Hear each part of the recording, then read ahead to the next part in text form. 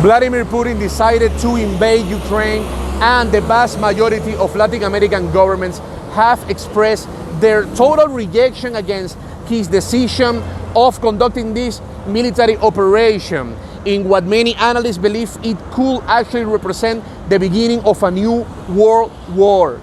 In different statements, all governments of South America, Central America, and the Caribbean have called for dialogue and, of course, the necessity of standing against the Kremlin. Two major surprises were basically the ones of Mexico and Argentina, which have a pretty strong relationship with Moscow. Many actually thought that both governments were going to fully support Vladimir Putin, and they actually decided to call for dialogue and to call for the end of this war with Ukraine. On the other hand, Venezuela, Nicaragua, and Cuba are currently the governments in this region of the world that openly support Vladimir Putin in this war against Ukraine. On the other hand, it is quite important to point out the case of Brazil. This is a pretty strange case, since the government of Jair Bolsonaro has shown a neutral stance.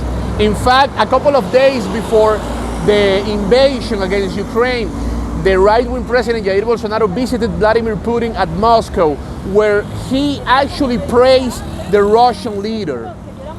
On this point, following this meeting, following this reunion between Bolsonaro and Vladimir Putin, former Brazilian vice president, which was actually the first vice president of the Bolsonaro administration, Hamilton Mourão, says that he needed to use, that the world needed to use full military force against Russia, pointing out that if the international community allows Vladimir Putin and the Kremlin to take Ukraine, the next steps by Moscow will be to take Bulgaria, will be to invade Bulgaria.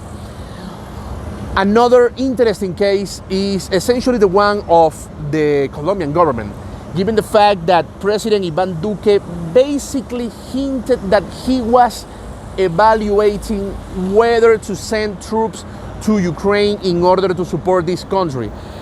Nevertheless, this seems quite impossible, and this only seems as a necessity from the Colombian president to show that he remains, and that the Colombian state remains, the biggest and the strongest ally of the United States in this part of the world. Of course, the Colombian opposition mocked President Iván Duque for these declarations, pointing out that if Colombia was currently in a pretty difficult situation, it was basically stupid to say that he was going to send troops to Ukraine.